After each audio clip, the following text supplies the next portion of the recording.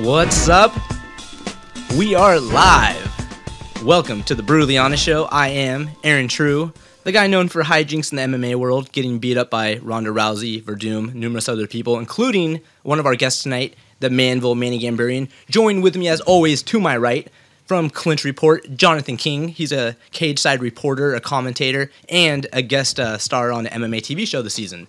Also, here we've got Adrian Gallegos, the Mad Hatter. He's a guy who's a cage-side photographer. He's also our sound and audio engineer, and he is a purple belt in jiu-jitsu and trains at Shoot-A-Box. So I had to do the intros kind of quick just because we have a lot to get to tonight. First of all, headlines. Fedor returns to MMA. Are you kidding me? Fedor is back? Is this like a wet dream? Is this too good to be true? You're telling me Fedor is back? You know, just when you... excuse me, everyone. Just when you think... you can't get any better. We were treated to such a beautiful weekend of MMA, a beautiful week actually, and then all of a sudden, you know, Vadim comes out and drops a hammer. The Emperor's back, baby! I can't wait. It's gonna be friggin' amazing. Is my audio good? Yeah, you're good. Okay. And John, do you have a little bit of inside information possibly? I'm not going to name your source, but have you been talking to someone about the Fedor deal? And tell us, what do you know?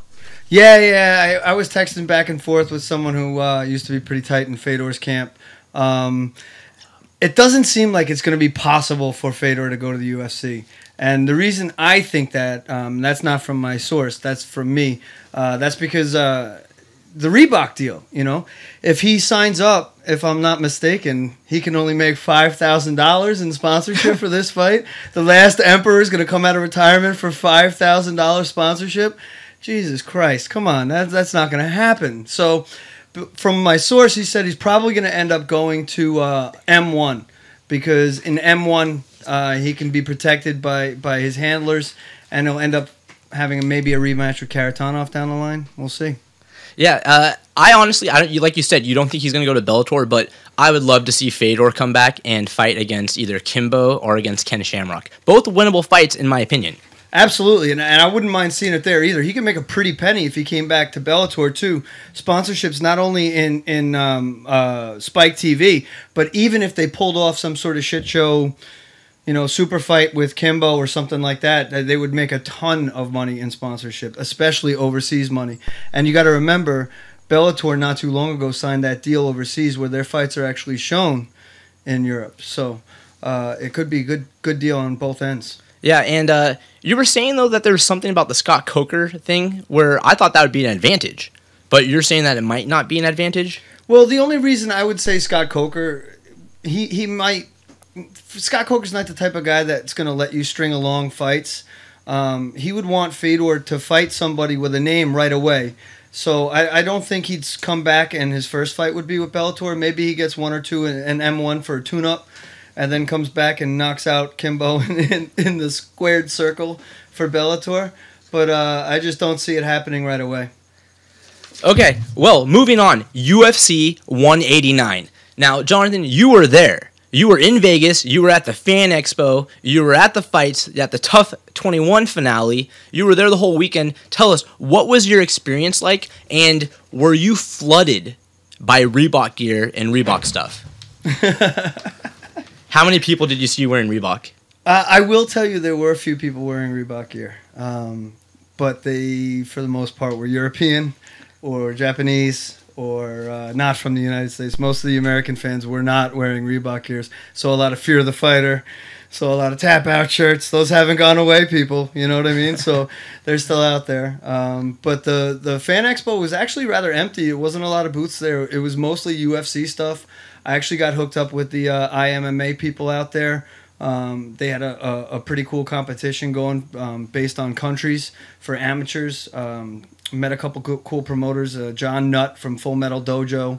Met the head of officiating for IMMA, Oliver Kost, who's the guy that reffed the Ben Askren eye poke fight. I don't know if you remember, but yeah, it was pretty cool. A lot of players at the expo. It was really cool. I can't believe I was so excited. I forgot to introduce who we're going to have on the show today before we continue. We're having on Manville Manny Gamburyan in about 8 minutes from now. He just finished his weight cut, just weighed in. We're going to go live with Manville the night before his fight on the main card tomorrow, UFC Also, later on tonight, we have Filthy Tom Lawlor, who will be fighting UFC on Fox from Chicago in a few weeks at the end of the month. So you don't want to miss it. We've got 2 big-name UFC stars on live tonight, plus a lot more. So moving back to UFC 189, you said this was one of the best cards you've seen since Tough One finale, like that this was a resurgence for you, that people who are not MMA fans specifically, like casual fans, are talking about it. What have you been hearing around the water cooler? And then we'll talk about how you actually aren't around the water cooler anymore. Oh Christ, we're gonna get into that. Yeah, well, what I mentioned to you earlier was the fact that, you know, the UFC fight at 189, it was a genius plan by them, because Conor McGregor brings in so many different people from so many different walks of life, not just the Irish people, but people that aren't MMA fans, you know?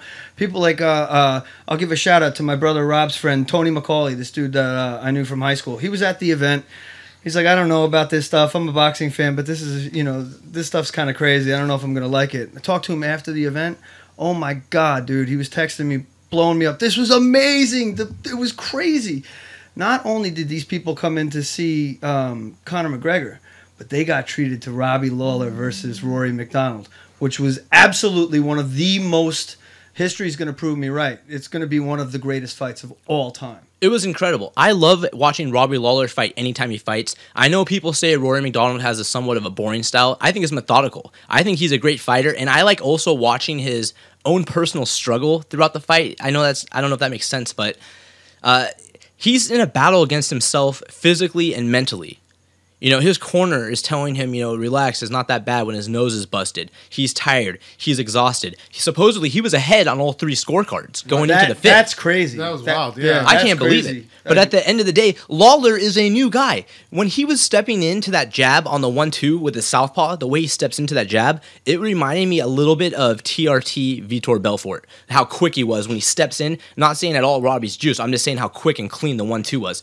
Now that he's actually training traditional, not MMA, but like real boxing coaches and coaches specifically for that, because Milicic fighting system is a straight up warrior badass. Absolutely, I know Pat Milicic is a black belt in karate and a boxer and one of the most badass guys, and it was incredible training.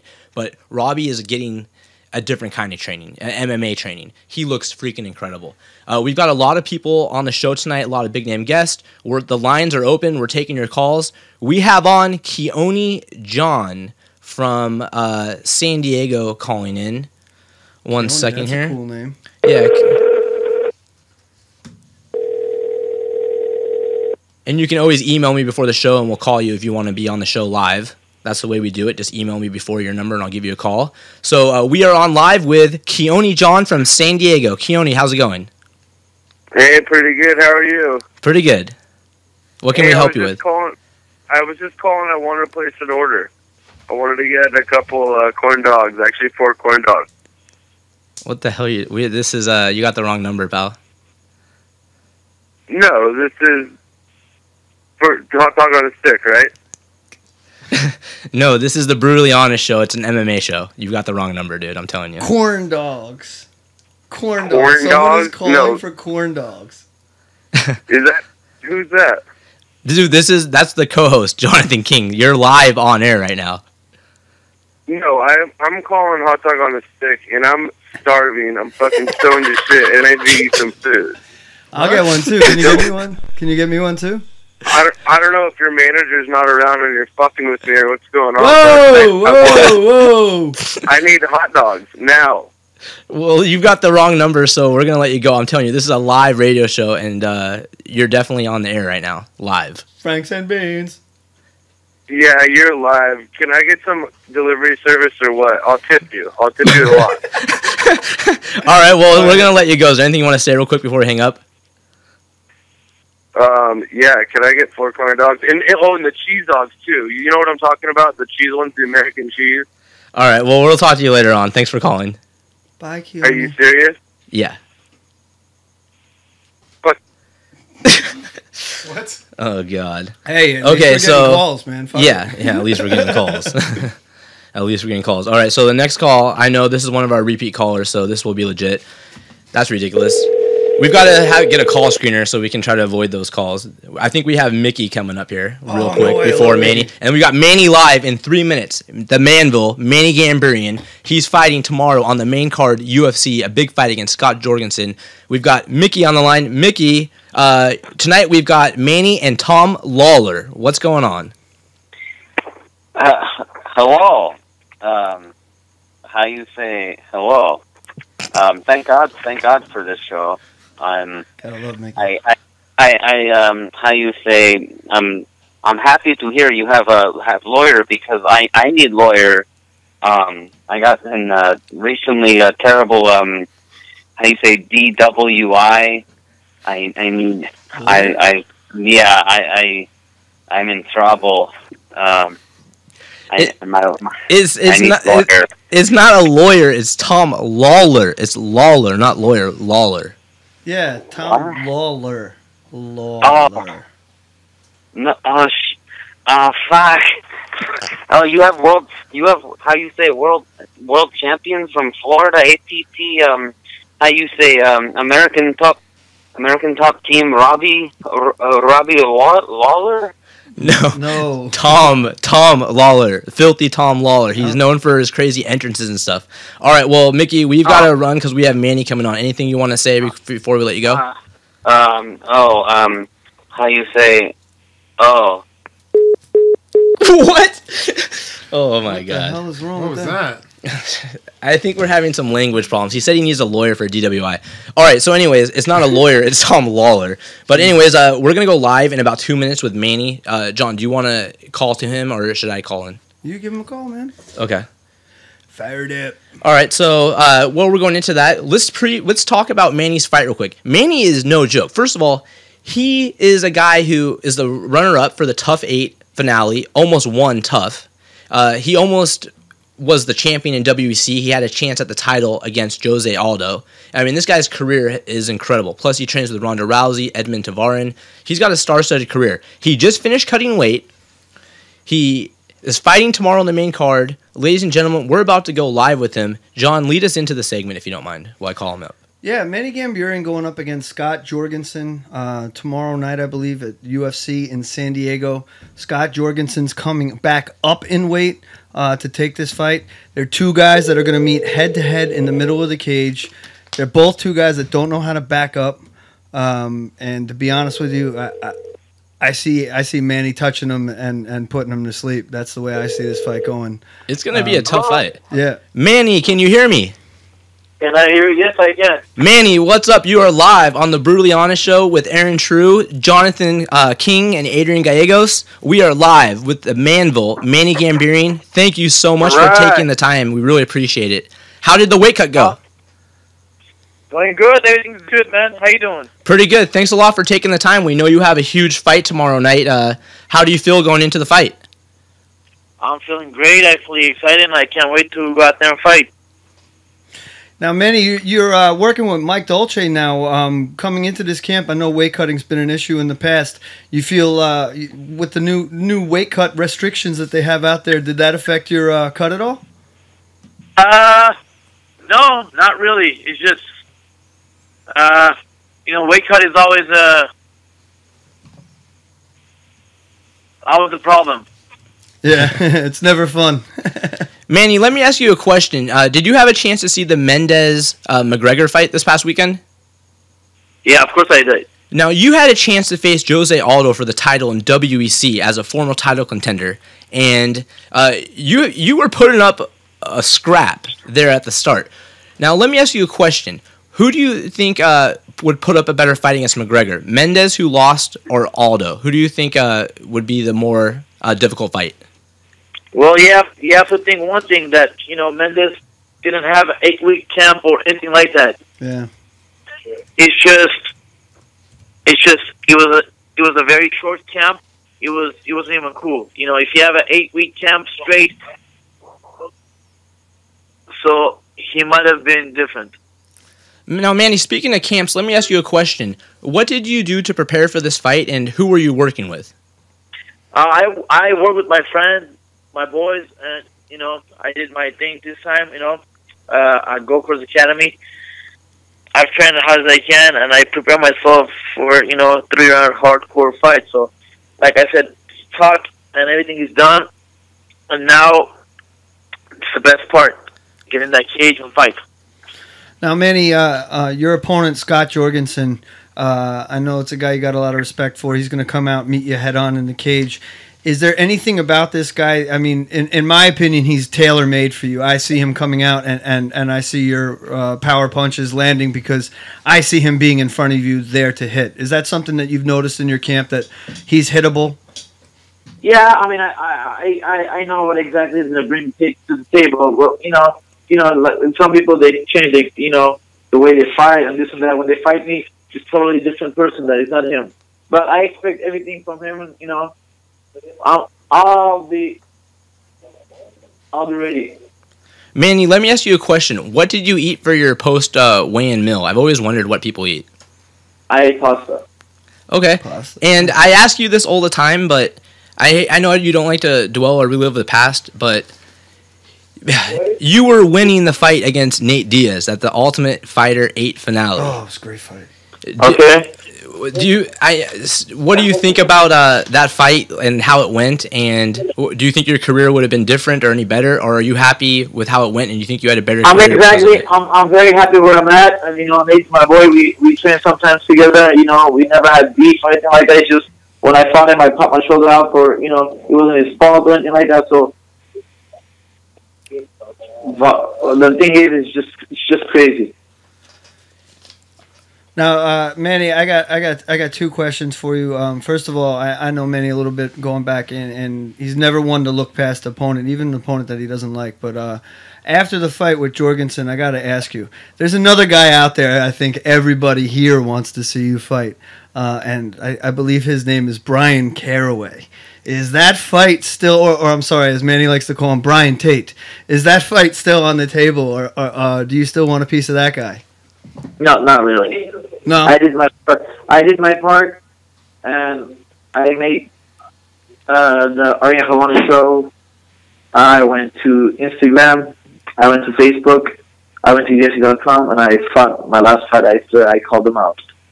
And if it didn't happen, then I'm not gonna beg anyone to fight anyone. I'm here to fight. I guess he's not here to fight. So right on, brother. Right on. I'm done with this part. Now he needs to call me out. I hope he does, which is I never expect that from him. But I expect Misha Tate to call me out. You expect Misha Tate to call you out?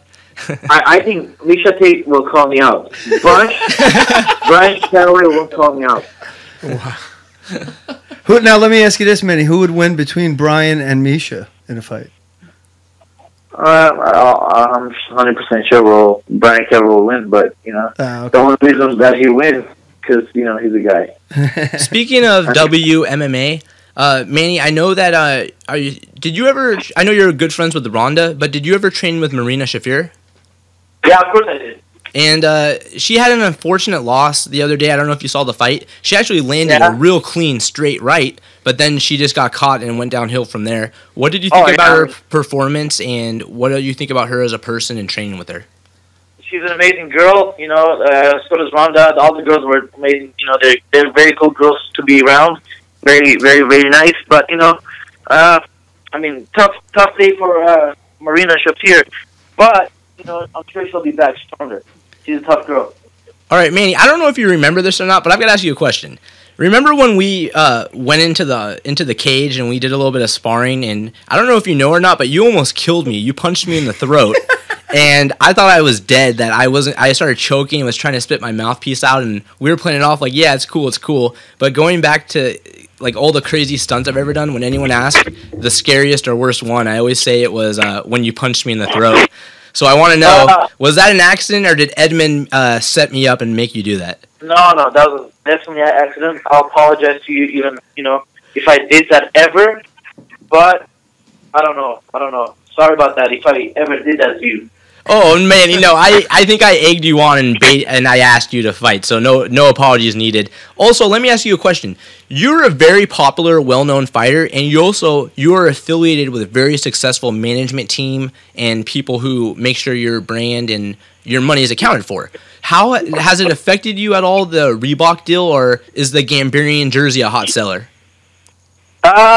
Listen, for some people, I don't know if it's bad or good. For me, it's getting better. I'm happy that Reebok is, supporting me and sponsoring me. So, what else I can, it's good. It's good for the sport, I guess, and it's good for me. So I can only talk for myself. Yeah, I respect that answer. It's very good for me. Manny, one couple questions for you real quick. What did you think of where do you think the Robbie Lawler Rory McDonald fight from 189 ranks as all time? Top 5. All time? Yeah, all time. Top 5, 100%. Yeah. How did you have it scored going into the 5th? I don't think it was Rory McDonald winning the fight, and in all 3 cards they had him winning. Couldn't believe that. I think I don't know, man. That's a tough one. Probably Lawler. And last question for me, Manny, before you get back to doing what you're doing. I know you got a big fight tomorrow. So, one of your friends, Rhonda, has a fight coming up against Beth Correa at UFC 190 down the road. My question is, do you see this fight going any differently, or pretty much the exact same way of every one of Rhonda's fights, a minute and a half at the most, and she's going to be walking out with her hand held high? No, it's gonna be the same thing. It's gonna be, I don't know. I don't wanna jinx her or anything like that. But I'm sure she's gonna finish her. Probably TKO this time. Nice. All right, Manny. Before we let you go, 2 things. Can you just give us your prediction for the fight, and then I want to hear about any sponsors, gyms, or people that have been supporting you that you'd like to thank or tell us about. First, I wanna thank all my friends, my family, my good training partners for all the help, all the hard work they put me through. It was a good camp. I can't complain. I had a great sport camp, and yeah, all my coaches at the highest, they work with me day and night. So I feel well prepared, and it's like I said, talk is cheap. Feast are real. So tomorrow is the most important day. Tomorrow is the go time. So nothing matters. Awesome. All right. Well, thank you so much, Manny, for being on the show, and we'll let you get back to recovering from the weigh-ins. And thank you very much. We wish you the best of luck, and make sure you tune in tomorrow night. Manny Gamburyan, he'll be on the main card. UFC Fight Night, Mir vs. Duffy against Scott Jorgensen. That's going to be a hell of a fight. Yeah, this is a big fight. That's fight of the night as far as I'm concerned. All right, man, I hope so. Thanks a lot. Thank you so much for having me on, and I'll talk to you guys after the fight. All right, thanks a lot, Manny. Bye. All right, Manny Gamburyan live the night before his fight, right after weigh-ins. All right, guys, good job on booking that. That's going to be a hell of a fight. Scott Jorgensen's no pushover. This is a big-time fight. No, they say styles make fight, and these are 2 guys.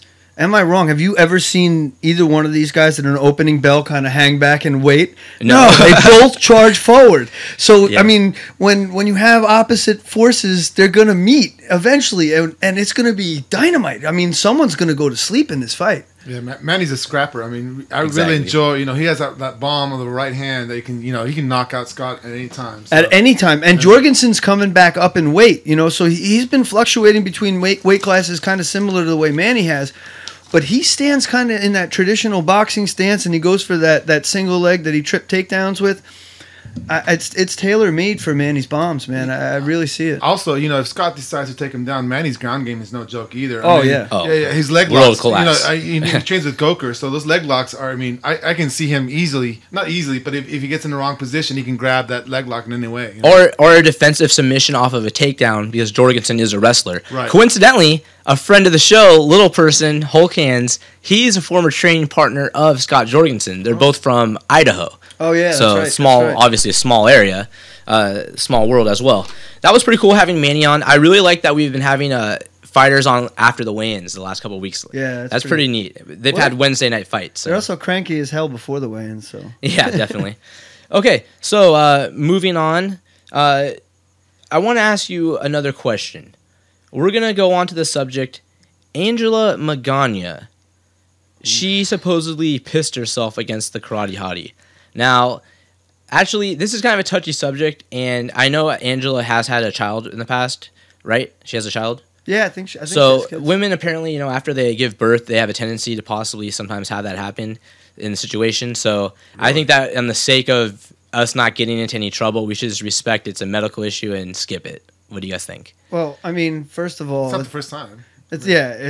People act like it's weird. People throw up. That's people not bleed, the first time. Somebody shit their pants. Yeah, someone crapped themselves in the ring. I mean, and they didn't have a kid. And second of all, in her defense, listen. Yeah, she didn't shit herself. No, but it was a medical incident. No, in her defense, she had a broken clavicle or something like that. So when she hit the ground, that pain, man, that could be something else. You know what I mean? I didn't even hear about that. Yeah, dude. That's why I didn't want to rag on her, just because it's a medical thing and she's in the middle of a fight. I mean, that stuff happens. It's the like Adrian said, people in, defecate in their own shorts. Yeah, right. We've seen Tim Sylvia possibly, not confirmed, possibly diarrhea against Paul Blantello. There you go. Allegedly. And you see it. Allegedly. It's rare, but you do see it every once in a while, even in the local circuit. I mean, it's very rare. But the only time it's funny is when it involves allegedly Mr. Seagal and Tim Sylvia against Paul Blantello. Yeah. You should have smelled that Allegedly. arena. That arena smelled like Taco Bell after you go home. Oh, man. Wait.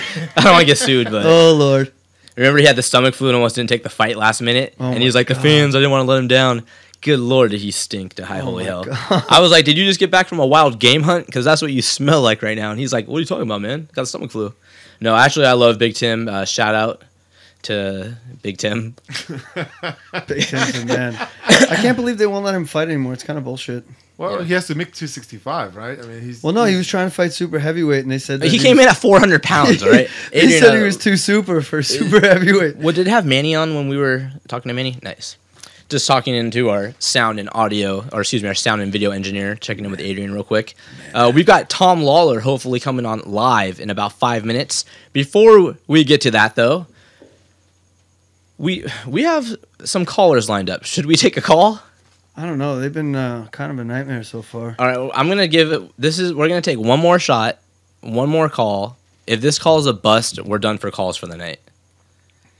Okay. Let me pull this up. We should try to set our calls up instead of actually have real ones. Like every other cheesy show does. Okay, we've got Rico Santana from Las Vegas, Nevada, about to be on the line. Rico. That's cool. Rico Santana. Will he pick up? Here we go. Will he pick up? This is good airtime right now. Will he? Actually, Adrian, aren't you making a new beer right now? Like brewing a new beer? I just finished the batch. We did the wheat, but I will be making another batch here soon. We should try that on air after the Tom Lawlor interview. You can never depend on a guy named Rico. Never. Rico. Or Santana. Yeah. You have reached. Remember damn you, Rico. Damn you. The old wrestling days when Jesse the Body Ventura used to call Tito Santana Chico Santana? That's true. Okay, you know what? I'm gonna take one more. Hey, Chico Santana. I'm just laughing at Aaron's response. To what, Chico Santana? Yeah. What that was? Oh, tell us real quick while we have a few minutes. Did you supposedly drag a homeless person into your place of business and beat him up and lose your job? Not to put you on the spot. Supposedly, allegedly. Yeah, did you allegedly drag a homeless person into your work and beat him up? My lawyer's listening, allegedly. My Tom lawyer is listening. Is your lawyer really listening to the show? No, I'm just going. I don't know. It might be. I don't know. All right, so let's get to the good stuff. Yeah, no. I had been screwing up at work. Oh God. It's kind of hard when you're trying to run a website and contributing to a show that we'd been working on this show for a while, and obviously the guys had a right reason to let me go, but one of the main reasons was homeless guy came into the gym and was just going crazy, yelling, and I tried like a fucking idiot. I'm trying to reason with this guy, you know what I mean? Calm down, and then all of a sudden he started with the facilities manager and things escalated, and he ended up picking up there was a guy from AT&T that was working in the manhole. And he started threatening that dude, too. And he ran over and he picked up the dude's tire iron or whatever he used to open the manhole with.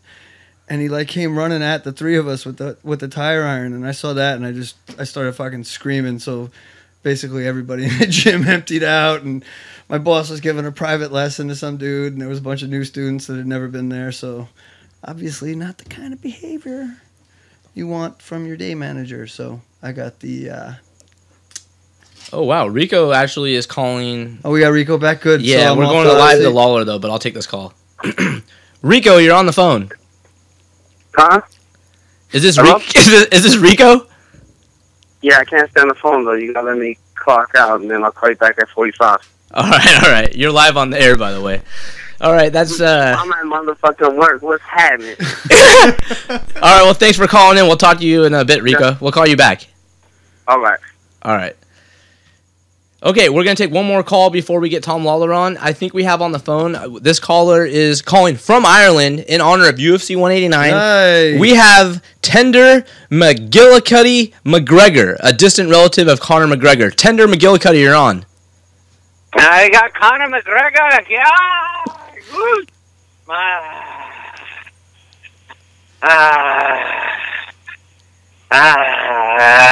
Can we toast? Can we toast to the McMansions and Conor McGregor? He won. He won. Have you slept? Have you slept yet? Have you fallen asleep since the big win? No, just drinking, lad. I'm drunk as a sheepish on a Tuesday. Are you still in Vegas, or did you get back to good old Ireland? I couldn't make it to Vegas. I have a couple bum toes, but I do. I want to toast to McGregor, to Monster Energy and Reebok, and my third cousin, twice removed nephew's lad, Conor McGregor, was something special. And Conor McGregor, I said it, he champion one day. I want to toast. I want to.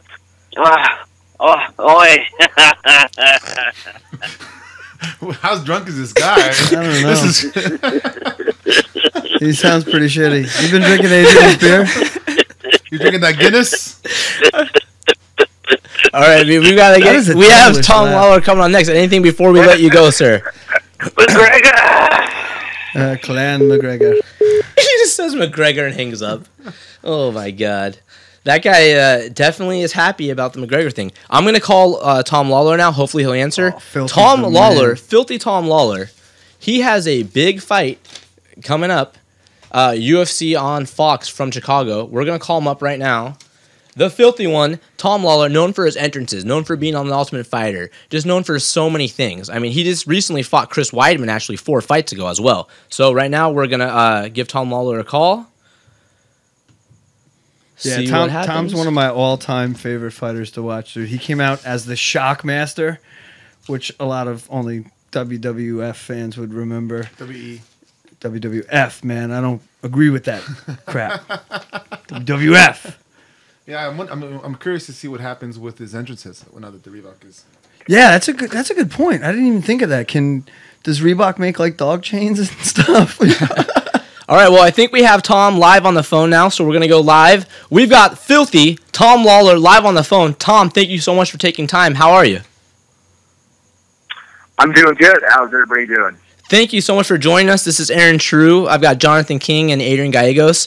Now, you have a big fight coming up, UFC in Chicago. Tell us, what have you been doing to get ready for this fight, Tom? What? I have a fight coming up?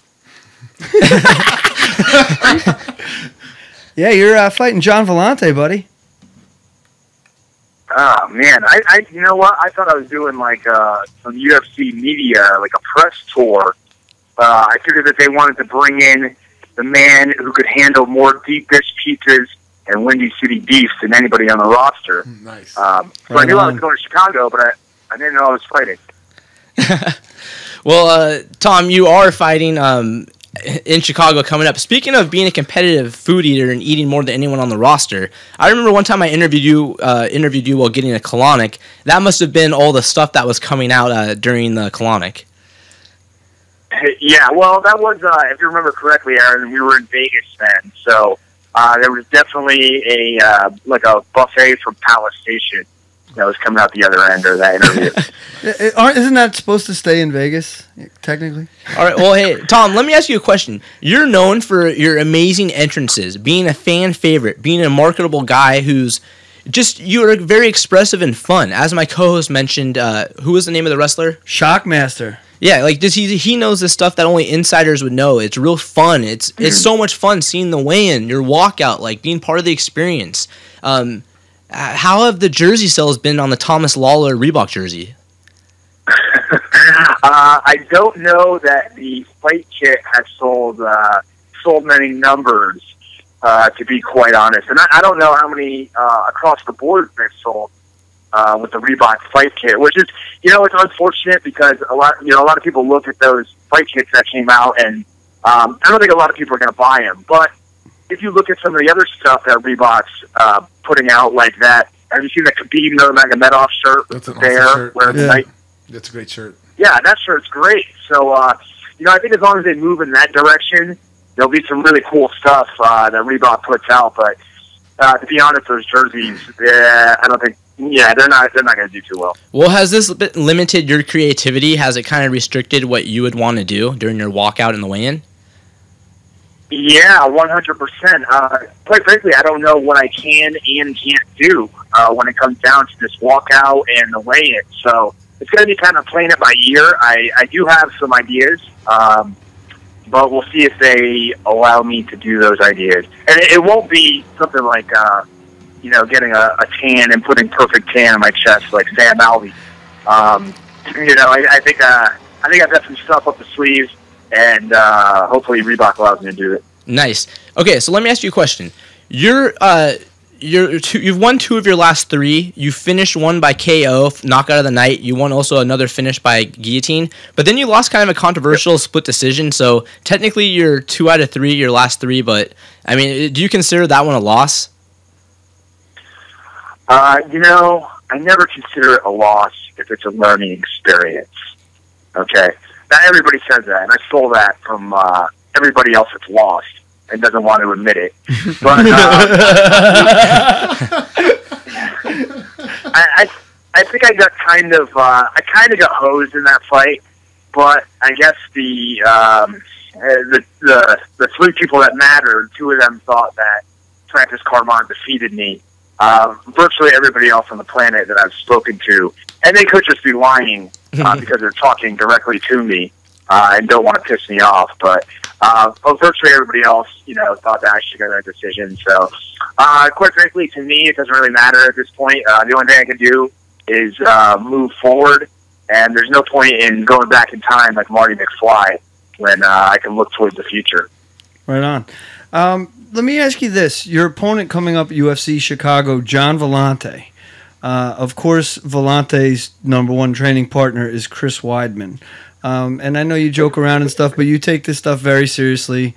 What do you say to the naysayers or to the people? Because Chris Weidman saying to Vellante right now, I beat this guy and I'm going to show you how to beat this guy. How has your fight game transformed since the loss to Weidman? I'm not really quite sure that it has. I just had a bad night that night. It was not my night.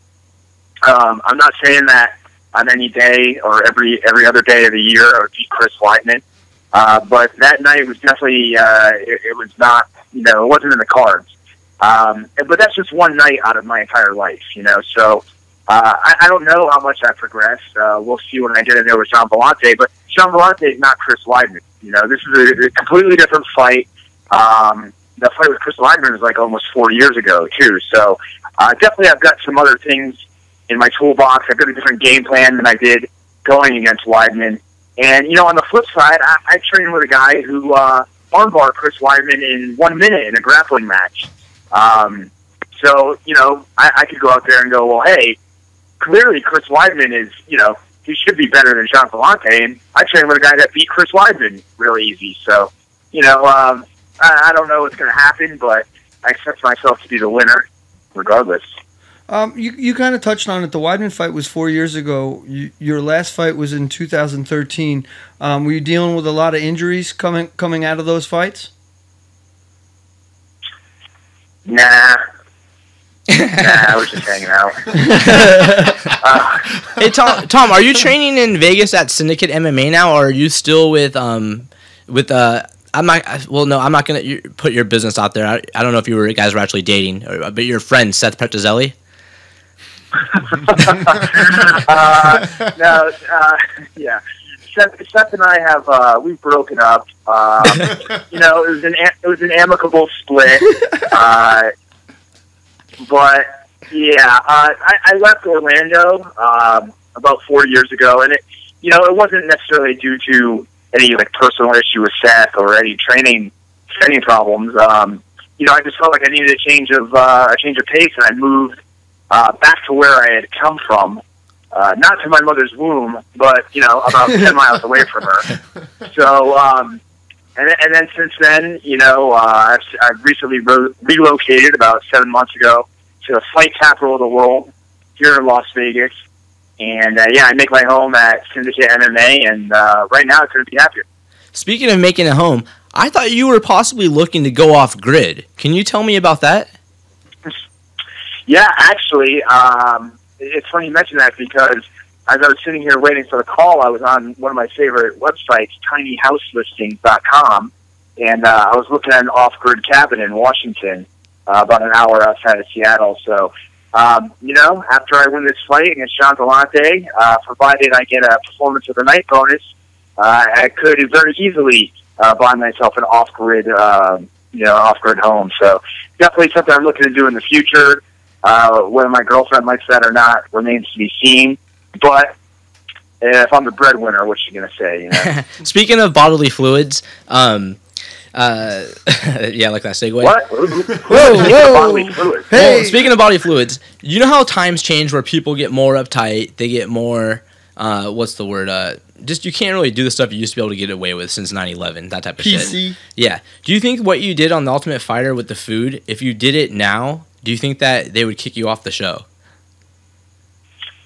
You know what? I actually learned very recently through a friend of mine who trains somebody who was on the production crew for that season that the UFC or the Ultimate Fighter production crew had changed out the tray of fruit. Wow, so breaking news here. Yeah. So for the past 7 years, I've been living a lie. I thought, I had pulled one off, and I'm sorry. It was pea free. No, I think it was semen. It was. It was clean though. There was nothing in it. Yeah. That's at least what I'm being told at this point. Is that it was. Dude, I'm devastated right fruit. now. Yeah, I know. So was I. I feel like I let down a lot of people. I feel like I've let down a lot of the scumbags out there, and I've been living a lie. So, I don't know if I can keep living as Filthy Tom Lawlor or Filthy Thomas as Reebok knows me. But, it's quite demoralizing. Well, hey, speaking of things that you're definitely not letting anyone down at, you have a podcast that is it's unbelievable. It's a lot of fun with Front Row Brian. Can you tell us, just to those who aren't familiar with it, who's probably no one, this the name of your podcast and where we can hear it and kind of about it? Yeah, absolutely. I have a podcast I do with internet trash talker and sometimes rumor and newsbreaker Front Row Brian, which is actually quite interesting that you bring it up because today it came out that Conor McGregor in his training camp had a pretty serious knee injury. And lo and behold, if you go back a few months ago, Front Row Brian on his Twitter was talking about this, and people just kind of ran him down, saying it wasn't true. And lo and behold, it is true. But you can listen to us at the FRBshow.com. The name of the podcast is the Filthy FRB Show. So it's at FRBshow.com. You can also find it on YouTube, iTunes, which blows my mind that I'm even on iTunes. And I also work for Figure 4 Online, Wrestling Observer Online, which is headed by Dave. Yeah, which is headed by Dave Meltzer and Brian Alvarez, and I do a weekly podcast on there. So if you want to stay up to date on your MMA and pro wrestling news like I do, it's a great resource. So check that out if you have a chance as well. Yeah. And this upcoming week, go ahead. I'm sorry. Go ahead. I interrupted you. Go ahead. Okay. This upcoming week with Brian, with Front Row Brian, we scheduled interviews with. We have Jimmy Smith from Bellator. We're working on getting Hurricane Helms, formerly from the WWE and WCW. Ooh. Also, a guy named Reed Kuhn, who wrote a phenomenal book called Fightnomics, which you should check out on Kindle. And also, Ted DiBiase's old bodyguard, Virgil, will be on the show. No way. No way. No, how the hell... Doesn't Virgil read Twitter, what Front Row Brian says about him nonstop? Or is it... How the hell are you going to get Virgil? That's crazy. Everyone's got a price. I'll tell you right now.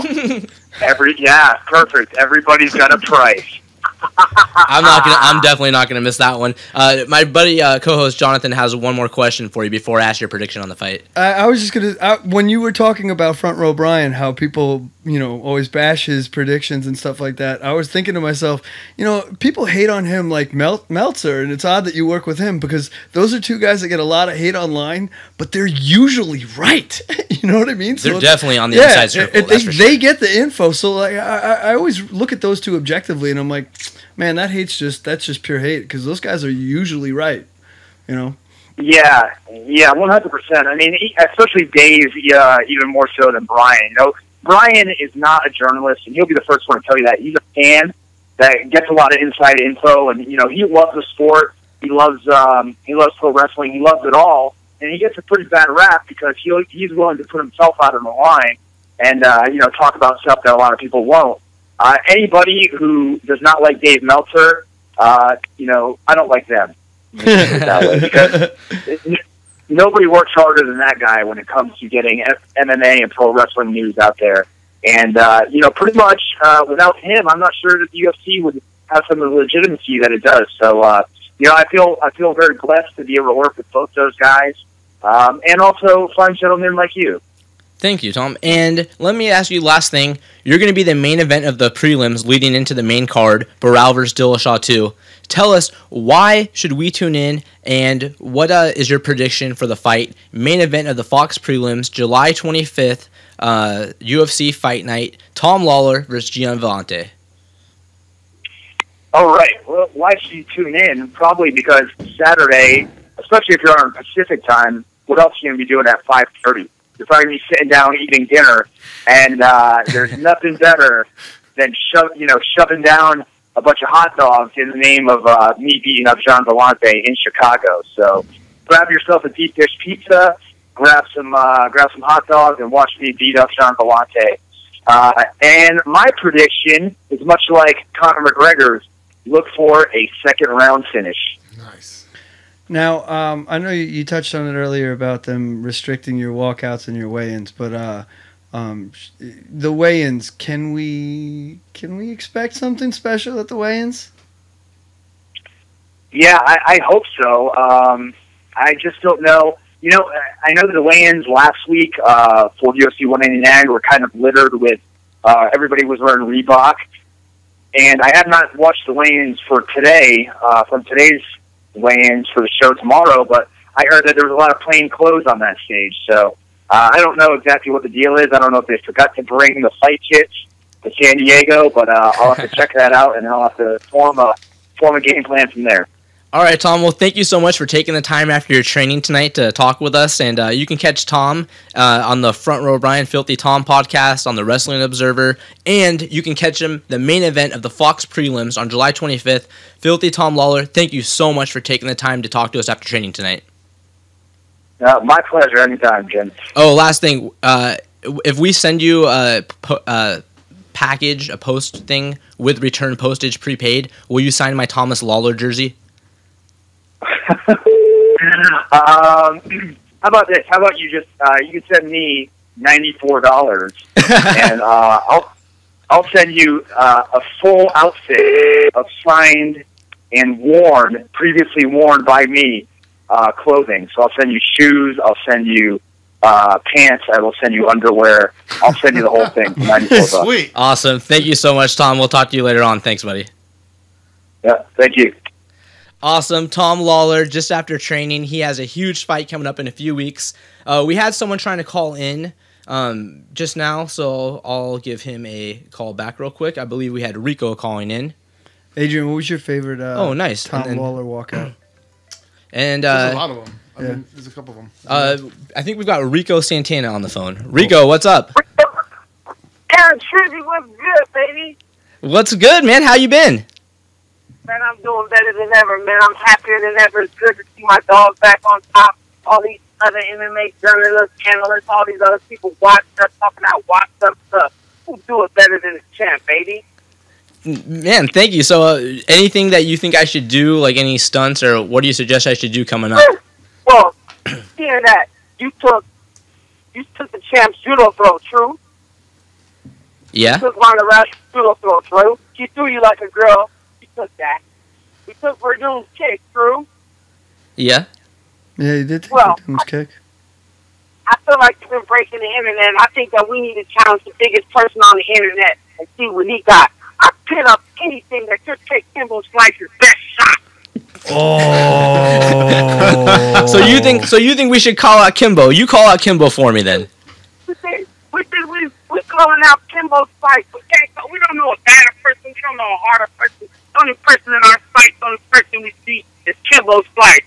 Tell, and whoever's listening, if you know Kimbo, you know somebody that knows Kimbo, tell it. The height man, plus, whatever. Trizzy take his best shot. You might be in trouble. All right, hey, Kimbo Slice. I can finish that choke, too. I guarantee you. Wow. Kimbo, give me the back position to start off. I can finish that choke. Scott Coker, are you listening? So double challenge, you can finish the choke on Kimbo, and you can take his best shot to the chin. Head or body? Is it head or body, Rico? Head or body? Headshot. Headshot? No headgear or headgear? Listen, headgear, mouthpiece, and everything, but we done took two champs. We done took two of the best champs, best stuff. We still walking. We still talking. Ain't nobody got nothing for us. I don't know. His face is pretty. It might not be too pretty afterwards. I think we got it, man. Hey, Rico, Rico, thanks so much for calling in. We're running late, so we got to get going, but thank you, man. I appreciate your call. And well, just let everybody know, all the listeners know, make sure they get out, they tweet it, they Facebook it, get a hold of Kimbo people, tell them, this ain't Miami Beach, this is the Cali Beach. We'll take his best shot. Hell yeah. Thanks for calling in, Rico. Trizzy. Damn, dude, Kimbo, that's going to be a painful day if that happens for you. Kimbo Slice. I don't know if I could do that. So you guys were saying, what are your favorite Tom Lawlor walkouts? I love the Dan Severn one. I mean, that's a classic, that's a great one. And the Hulk Hogan. Actually, he has a ton of good ones. Yeah, there's so many. I don't know. I mean, it's hard to pick. Oh, and remember, didn't he do a Steven Seagal? And he did one where he did a front roll. No, that was the... Yeah, he did a Steven Seagal. Was that the front roll one? Yeah, he did it at the weigh-ins.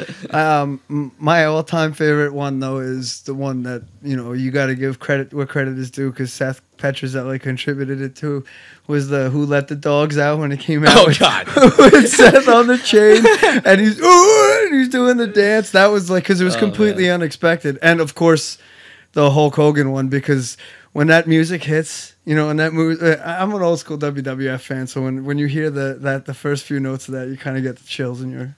Me too. All right, so before we close out, we got a few minutes left. We're going to get into a couple of pop culture and regular topics here. So, guys, El Chapo. What's going on? This guy escaped possibly the head of the most... Not possibly, but the head of the top cartel. I'll let our Hispanic host Adrian take over. Yeah, so he escaped the maximum prison, right? And not only when he escaped, he's already threatening Donald Trump, right? Because they're going back and forth on Twitter, right? I mean, isn't awesome? you know, That's insane. We live in a world where you can escape prison and tweet. Yeah, right. I mean, When you have $1 billion, you can do anything.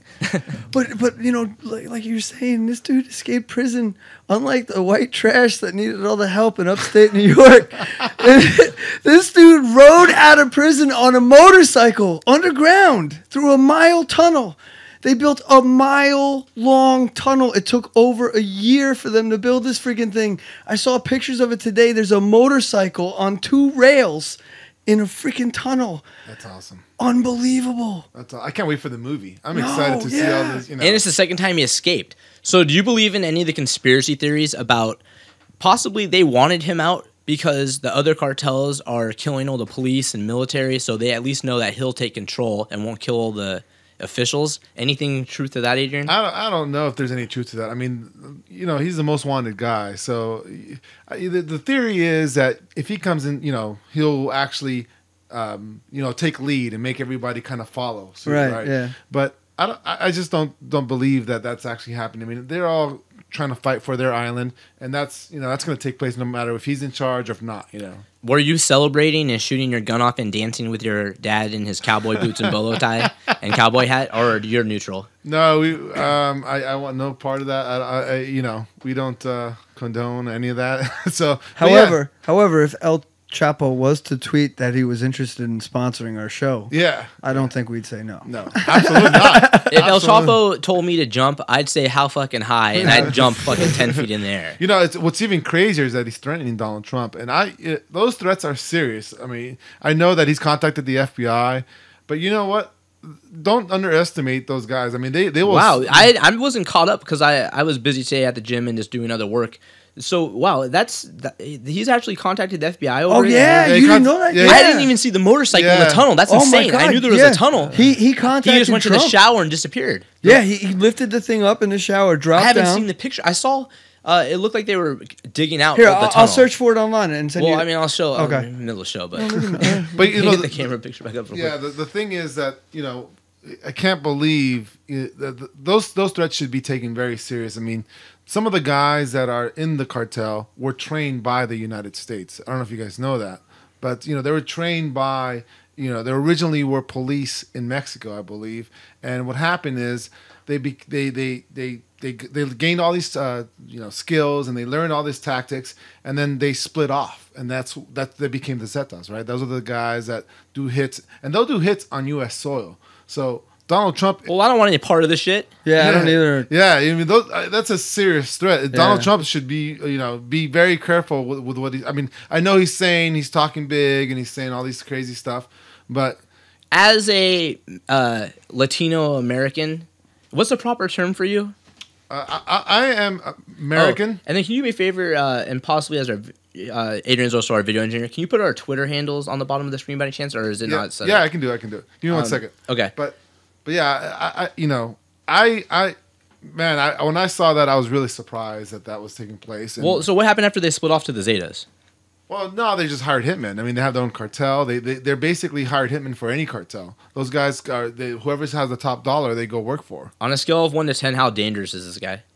Chapo? Yeah. Oh, he's very dangerous. I mean, he's the top guy. If he wants you, he can get you. He's the top guy, and not only that. I mean, like I said, they've done hits in the U.S. side, so much so I've heard of stories where, you know, they did a hit in, I think it was in Texas, and when the cops found out, they chased them, and these guys from Mexico, the Mexican cartel, actually set up a booby trap to try to kill the cops. So these guys are not playing around. Bro, this is what I heard, because he was supposedly just a few weeks away from getting extradited to face charges in the United States. They were going to get him out? Yes. See, because He I was had just a few weeks away. After one day, I'm not up to date at all. Last I heard is that U.S. originally wanted him, and Mexico said, no, he'll be safer here. No, they were in the process of doing it, and from an article that How I the read hell did he earlier know? today, this is what I read earlier today. This dude's got so much power that they're saying that not only was he paying people on the outside to build this tunnel, but those people were also the same reason that his shit was getting delayed and getting extradited to the United States. Wow. Yeah. So this was timed, bro. You know what I mean? This thing was timed.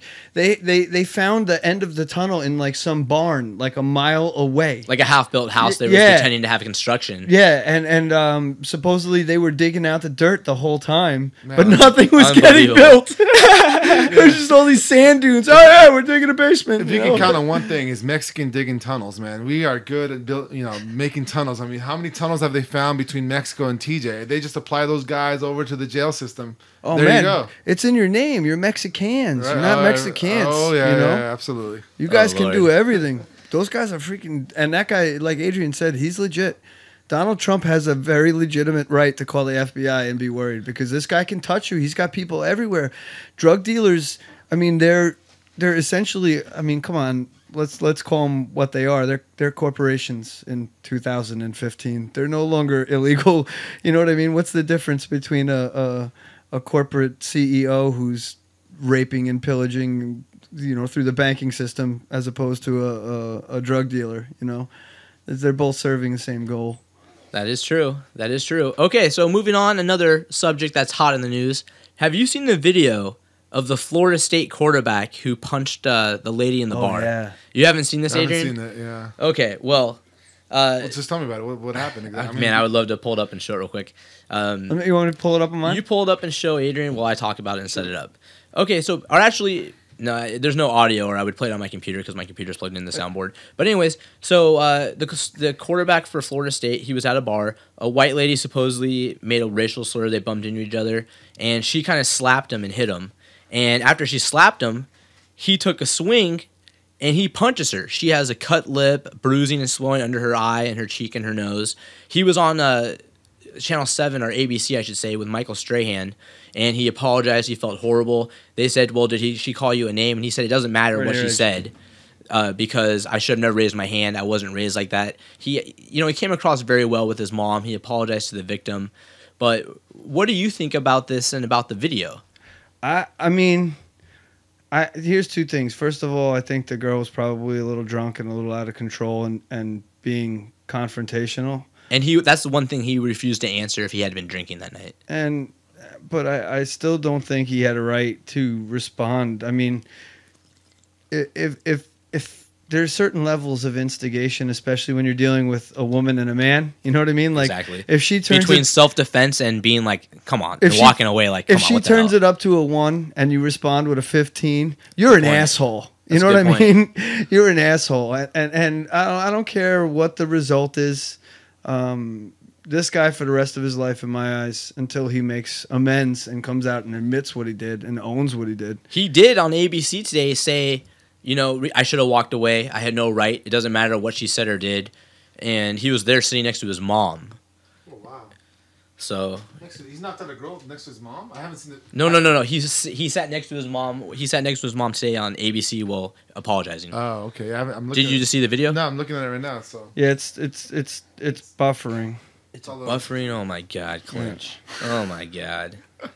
Lordy. Take over and talk about the 15 while I show him the video real quick. Yeah, it's kind of messed up. When a guy and a girl are in a bar and they're both drinking, automatically in my eyes, they're both at fault. You know what I mean? Because the alcohol is obviously... Yeah, there's something wrong with this video. Oh, wait, she had already got popped there. Here you go. He escalates it real quick. It's not like... It's playing on mine if you want to look, Adrian. is it that blonde girl that gets? Yeah, it's the blonde girl. So she's just minding her own business. Oh, hey, what's up? Having a drink? Slutting it up? Yeah, here you go. Here it comes right here. See, there's the quarterback coming in, and he's trying to get to the bar, and she's like right there. She's like, excuse me, let me in there, and I'll commentate. Excuse me, I'm trying to have a drink with my boyfriend. He's like, bitch, I want to get a drink. She's like, I don't want you. Get away from me. Stop touching me. Oh, my God. I'm going to put my knee in your crotch and hit you. Boom! Wow. I think that... Wait, so what do you think your first time seeing it, Adrian? What's your reaction? Well, she put her hands on him, and there's no reason why this girl should be putting his hands on him. First of all, but you're right. He went all out. Yeah, that's a straight right hand, dude. And he's a celebrity. I mean, he's a Florida State quarterback. Yeah, he could have easily just walked away from that. Who knows if he might have been drinking too, but still, it could have been preventable. He could have just walked away and then gone to the other side of the bar. That happens when you go out and you go drinking sometimes. Sometimes it's too crowded on one side. You kind of try to weasel your way in. But, there's no reason for that girl to put his hands on him either. Yeah, but Joe Rogan said... Yeah, you're right. She should... I don't know. I don't see... I mean, they're pressing charges against him, but she touched him first. But Joe Rogan, on Joe Rogan's podcast with... he had Brian Callen and Big Brown on recently, and he said it as well as you had just put it. Unless a woman has a knife out and is trying to kill you, you can't hit a woman. Yeah, dude, you can't. And you can't do that. Right. Especially if you're, no matter what, you can't do it, let alone you're a celebrity. And he was talking to us about the ring card girl stuff, and then with Brittany Palmer was supposedly, allegedly assaulted, and then that's horrible.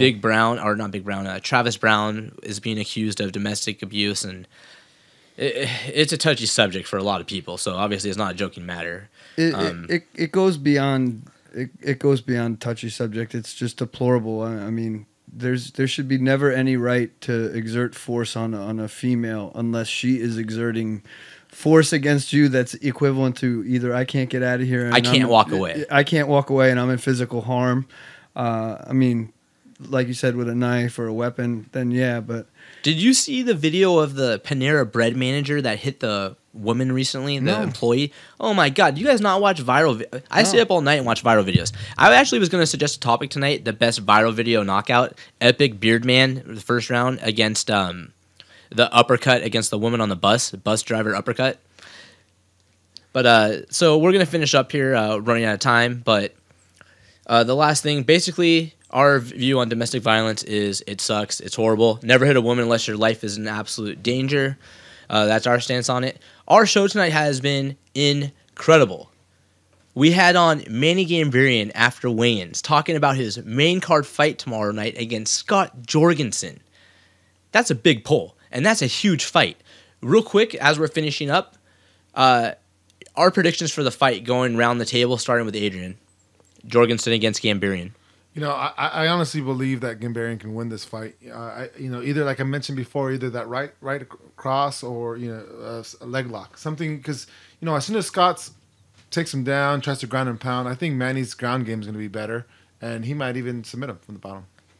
I see Manny touching him with one of those hooks. I think Scott's tailor-made for coming in. He shoots in with his head over his chest like a pure wrestler, and that's good. I'm not saying that's bad, but I think it's right up Manny's alley. I think both fighters need a win, and whenever you have both fighters that are in need of win, usually someone goes to sleep. So yeah, I'm rooting for Manny just because, several reasons. One, I'm a fan of his. Two, I want us to maintain a perfect record of people coming on the show the night before a fight and winning the fight. Chris Cyborg last week came in after weigh-ins, came on the show, won 45 seconds. So we were rooting for Manny. I think Manny can take this fight. I agree. I think he can catch him standing up or catch him on the ground.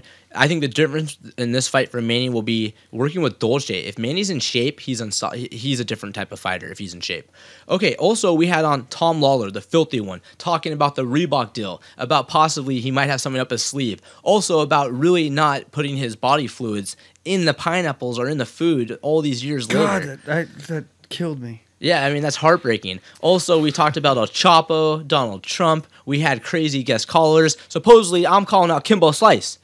You want a piece of me, 305? Not the whole 305. Kimbo, you want a piece of me? Icy Mike, you want a piece of me? You see me. You see where I am. I'll take your best shot. We talked about Fader's return. We talked about tons of stuff. You want to catch the replay? Check the replay. We'll be on every week. For Aaron True, Jonathan King, Adrian Gallegos, this is Brutally Honest.